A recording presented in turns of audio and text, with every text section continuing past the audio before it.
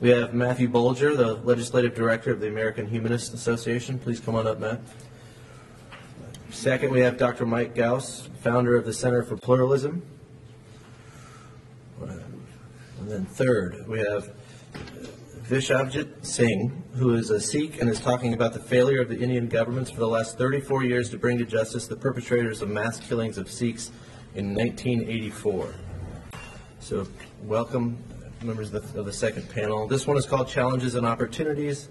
I think, Mr. Singh, you might have some of yours will be a status report, but then we have the challenges and opportunities. So would you like to go first? Sure. And then we'll go to Matt and Dr. Gauss. Thank you, first of all, to the organizers for having me here. I had a last-minute invitation from New York, which is where I came in from today. We're actually today in a city that I was born in, so this is my birth city, and I spent the first 4 years of my life in Washington, D.C., and then I moved with my parents, who happen to be from India. So I spent part of my childhood in India, and so I'm going to share a story with you about a carnage, a persecution that happened in 1984. I like to call it the biggest state-sponsored act of terrorism in modern India, in independent India. So in the year 1984, October 31st, the Indian Prime Minister Indira Gandhi was shot and killed by two of her bodyguards. And for the next 4 days, in cities across India, including Delhi, which is the capital of India, where I was staying at the time with my parents, mobs formed that hunted down Sikh men, mostly Sikh men and boys, by their turbans, beards, and long hair. We had a mob that came to our house. We were fortunate that kids, teenagers, somehow had a sense of street wits. So they talked this mob out of actually coming and killing our family, myself and my parents. But many thousands were not that lucky. So for the next 4 days, there was full impunity. I saw police officers actually guiding mobs in front of my own eyes. And by the time this was said and done, November 3rd, 4th, thousands of Sikh men were burnt alive by having kerosene poured on them. Women were raped, and houses of worship destroyed, houses destroyed, schools destroyed. So when I first walked out on the streets of Delhi, I mean, my school was destroyed, the house of worship we used to visit, Gurdwara, was destroyed. And it was incredible. I mean, so one of the things that happened is we don't know exactly how many people were killed. And that's one of the most sort of fundamental aspects of when governments, state-sponsored killings happen, you control that narrative. And that's very critical to everything that has been discussed today. How do you control the narrative? Because something happens, it doesn't end there. Now you want to control that story. So we'll never know how many people were killed. The numbers are, official numbers 3,000, 10,000, 15,000. We just don't know. We're not going to find the remains because these men were burnt alive. They're gone. So what's been happening is you've had commissions that have sat through and said, hey, the government did it, let's do this, let's do that. Just about everybody got away.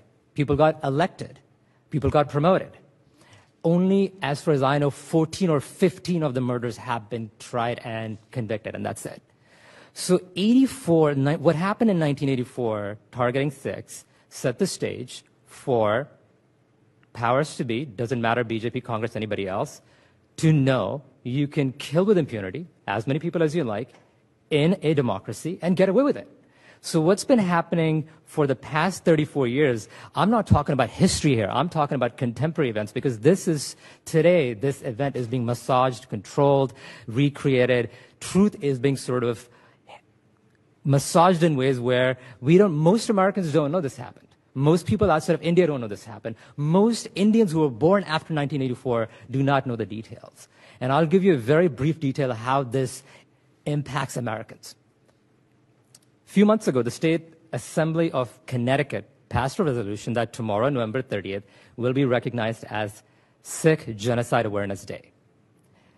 The State Assembly of the state of Pennsylvania passed another resolution last month that we will recognize 1984, what happened to Sikhs, as a genocide. A month later, 2 weeks ago, powers to be, the Indian lobby, actually got the assembly to retract that resolution. So the powers to be in India, they don't just work in India. They work all over the globe. And the reason I'm actually here, sitting here in front of you as an American citizen, I'm able to, as a cartoonist, as a writer, as a performance artist, I'm able to tell this story is because I have freedom of speech that is given to me by the American Constitution, and I know I can tell this story without fear of persecution, which I can tell you, I can assure you, I would not be able to do this. I was living in India without attacks on me and my family's life. I would not be able to do what I'm able to do and share this story through illustrations and writings and coming here and sharing this story. So one of the most critical things we need to do is create a space so stories and narratives of survivors, of victims can be told. So perhaps, because I can tell you this, I'm not a cynic, but I know what happened in 1984, justice was not served and will not be served. But if we tell that story and give voice to that story, at least history can judge those who committed these acts of violence, state-sponsored acts of terrorism, because there's a fight over words here. India does not want to use the word genocide.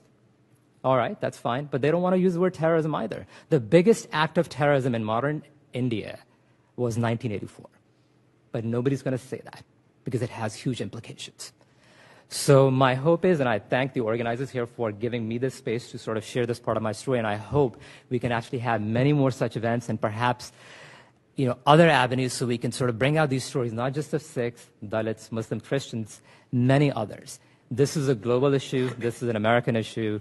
This is a North American, European issue where we know governments use, one of the most powerful tools used by governments is to control story and narratives, massage the truth, recreate the truth to gain control, political power.